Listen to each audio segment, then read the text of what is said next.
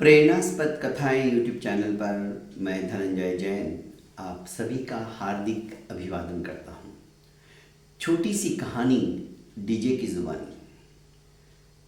दोस्तों, दुर्गेश और गंगेश दोनों मित्र थे और दोनों की मित्रता की प्रगाढ़ता इतनी जबरदस्त थी कि गांव वालों के लिए वे एक नसीहत बन चुके थे। सगे भाइयों से भी ज्यादा यदि प्रेम किसी में देखा जाए तो ये दोनों मित्र थे। गंगेश और दुर्गेश, इनको दोनों को प्यार से गांव वाले गंगैया और दुर्गैया कहते थे। दोनों का व्यापार साथ में ही था और दोनों कड़ी मेहनत और लगन से भरपूर पैसा कमाते थे। संक्रांत के समय दोनों अपनी कमाई का बंटवारा कर लेते थे। ये उनका प्रतिवर्ष का नियम था। गंगैया अपने उन पैसों में से, जो कि मुनाफे के पैसे, उसमें से बराबर 365 रुपए निकालकर एक लाल पोटली के अंदर बांधकर अलग रख देता था। दुर्गैया ये हमेशा देखता था, पर कभी उसने कुछ पूछा नहीं। गांव के अंदर जब सगे भाइयों का किसी का झगड़ा हो जाता तो गांव वाले गंगैया और दुर्गैया का हवाला देते हुए कहते हैं, अरे उनसे कुछ सीखो। दोनों के अंदर कितना प्रेम है, व्यापार में भी कितनी निष्ठा के साथ दोनों काम करते हैं। एक बार संक्रांत के समय दुर्गैया से रहा नहीं गया। उसने पूछ ही लिया कि गंगैया, तुम ये जो 365 रुपए अलग से निकाल के रख देते हो, उसके पीछे क्या कारण है? गंगैया ने कहा कि देख दुर्गैया, तूने आज तक मुझे नहीं पूछा, एक अच्छी बात है, पर यह मैं नहीं बताना चाहता, क्योंकि दान कई तरह के होते हैं। कोई आंखें दान करता है मरने के बाद भी,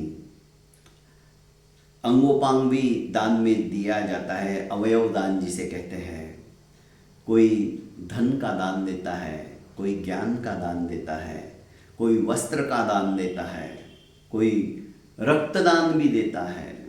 बहुत सारे दान के भेद है, पर जो ये मैं कर रहा हूं, ये एक तरह से तू यूं समझ ले कि गुप्त दान है। दुर्गैया ने कुछ पूछा नहीं, उसने कहा ठीक है। पर दुर्गैया ने ये देखा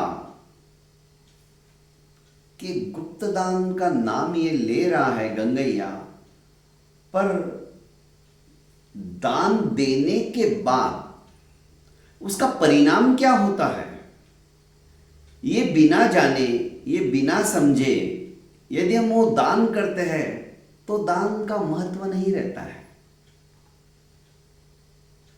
मैंने सड़क के ऊपर, सिग्नल के ऊपर एक भिखारी को 10 रुपए का नोट पकड़ाया और उसने जाकर चंद मिनटों में ही बाजू में जो पान टपरी थी, उस पान की टपरी पर से उसने एक सिगार लिया और वो 10 रुपए उसने उस सिगार फूकने में गंवा दिए। तो क्या ये मेरा दिया हुआ दान सार्थक हुआ? उसका परिणाम क्या हुआ? क्या मेरा वो दान व्यर्थ गया? क्या मुझे इस तरह से दान देना चाहिए? कई तरह के मेरे मन के अंदर सवाल उठना स्वाभाविक है। दुर्गैया यही सब कुछ सोच रहा था। ये जो कुछ कहीं पे भी दान देता होगा, करता क्या है मुझे देखना चाहिए। और एक दिन चुप चुपचाप जब वो लाल पोटली लेकर वो पोटली के कहाँ रखता है, किसे देने जाता है, उस पोटली में 365 रुपए का एक क्या करता है, दुर्गैया ये सब जानना चाहता था। और चुपचाप गंगैया के पीछे पीछे उसको भनक तक नहीं लगने दी और पीछा करता रहा। गंगैया गांव के बाहर जो एक कुआं था और उस कुएं को चारों तरफ से पेड़ ने आच्छादित करके रखा था। मुसाफिर आते थे, वहां पर बैठते थे, बातें करते थे और चले जाते थे। गंगैया ने 365 रुपए की जो पोटली थी वहां पर रख दी और चुपचाप वापस आ गया।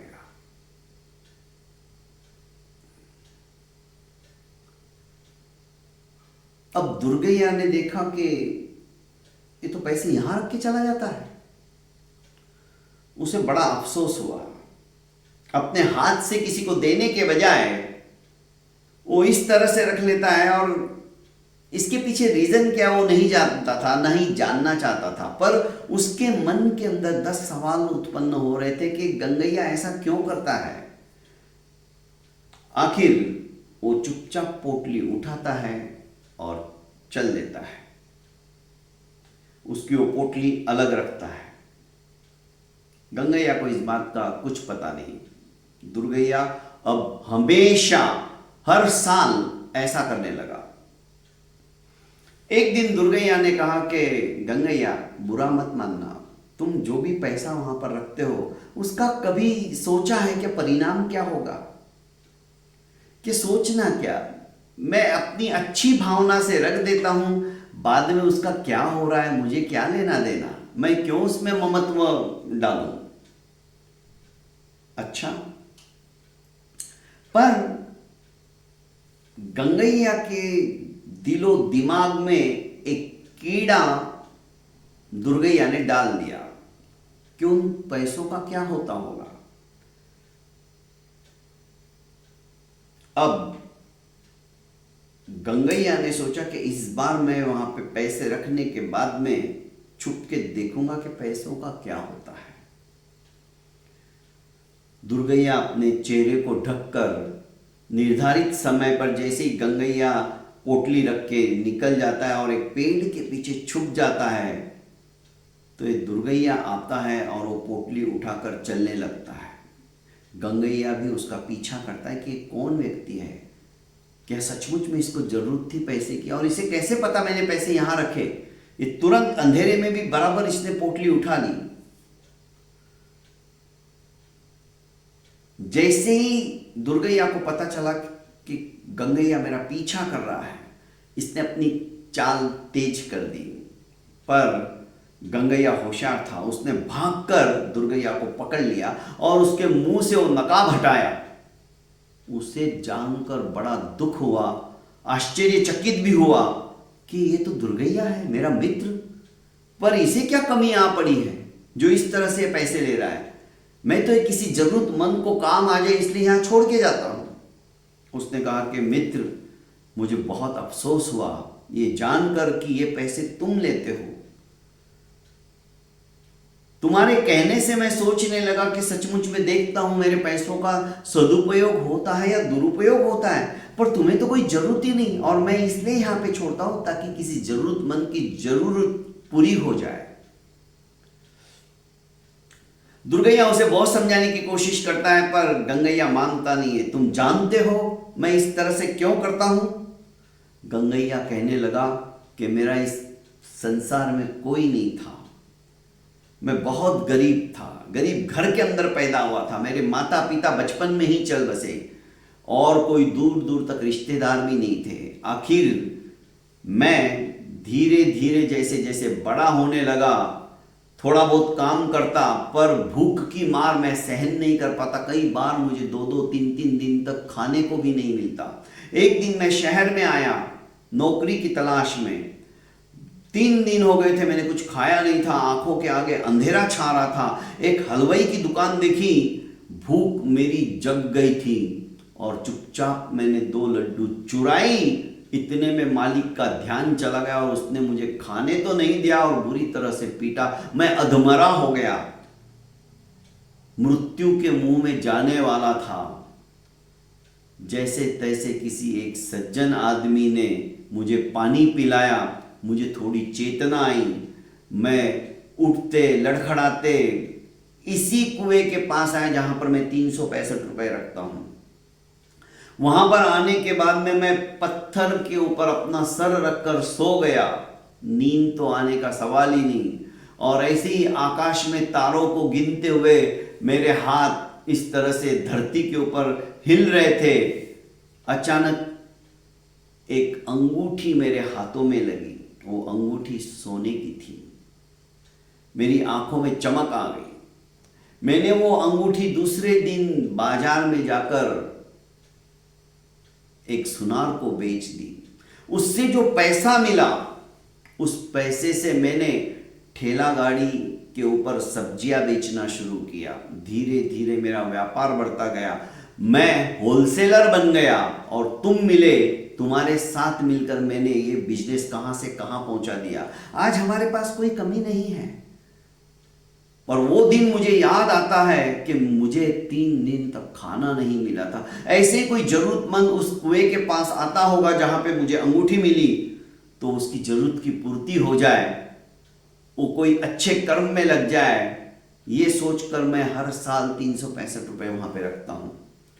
पर मुझे नहीं पता था तुम इस तरह से उठा लेते हो। दुर्गैया मुस्कुराया और उसने कहा कि मित्र, आज से 6 साल पहले मैंने तुम्हें पूछा था तो तुमने कहा कि दान तुम पूछो ही मत, तो अच्छा है। तब से मैं 6 साल से उठा रहा हूं। उसके पहले तुम्हारा ये पैसा क्या होता था तुम जानना चाहते हो? इस बार मैं नहीं उठाऊंगा, पर तुम रख के देखो क्या होता है। दूसरे ही दिन जो 6 साल से इकट्ठा किया हुआ था 365 रुपए में से एक पोटली ये उठाता है। दोनों मित्र जाते हैं, कुएं के पास रखते हैं। इतने में एक ब्राह्मण देवता आते हैं।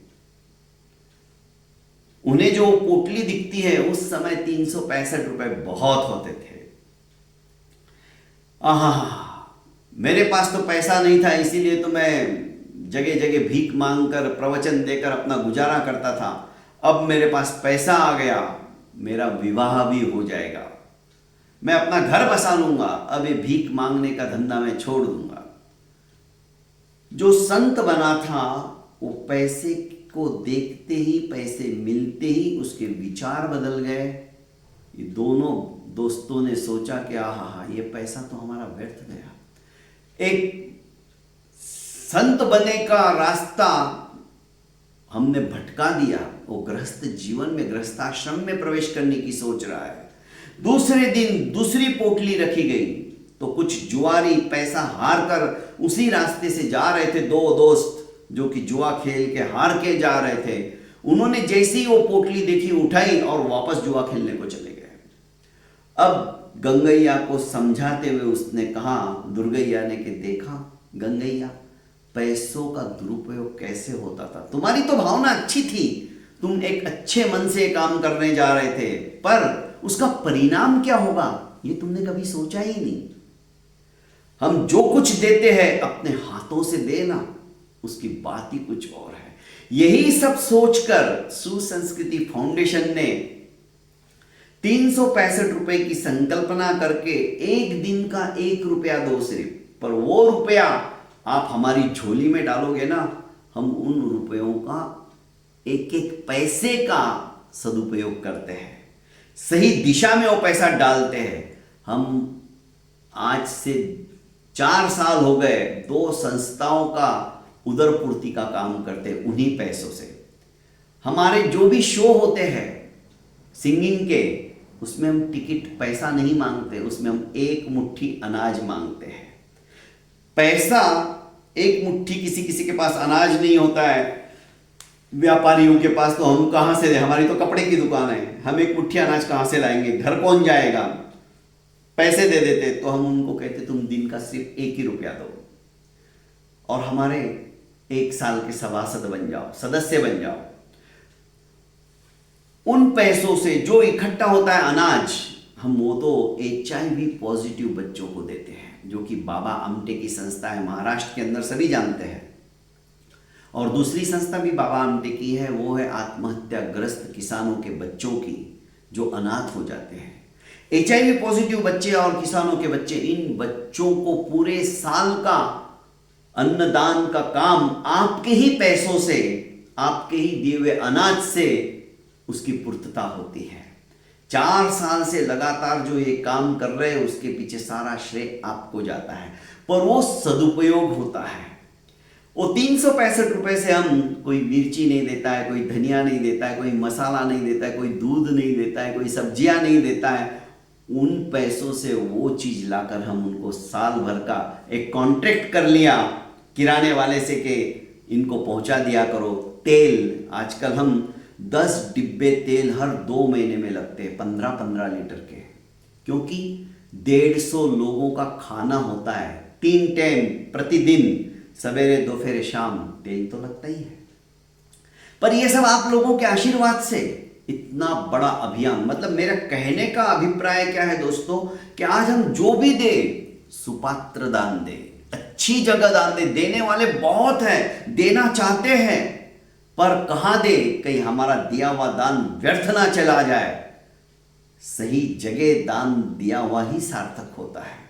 तो दोस्तों, गंगैया को भी ये बात समझ में आ गई और उसने कहा कि अब मैं क्या करूं। उसने कहा, दोस्त कुछ करने की जरूरत नहीं है, अब हम अनाथ लोगों को वृद्धाश्रम में, ऐसी जगह हम स्कूल बनाएंगे जहां पर जो बच्चे पढ़ना चाहते हैं पर जिनका परिवार पढ़ाने लायक नहीं है, उनके पास पैसा ही नहीं है, उन बच्चों का जीवन निर्माण करने के लिए हम ऐसा कुछ उपक्रम कर सकते हैं इन पैसों से। और उन दोनों दोस्तों ने मिलकर, अब गंगैया के साथ में दुर्गैया भी हो गया था, उसने कहा मेरी भी जमा पूंजी बहुत है, पर हम अब सत्कर्म में इस पैसे को लगाएंगे, क्योंकि साथ में तो जाना नहीं है। 2 ही ऑप्शन है, या तो आप दे के जाओ अच्छी जगह, या फिर भोग कर जाओ, वरना धरा के ऊपर ही धरा रह जाएगा सब कुछ और आत्मा ऊर्ध्व गति की ओर गमन कर जाएगी एक दिन, साथ में कुछ जाने वाला नहीं है।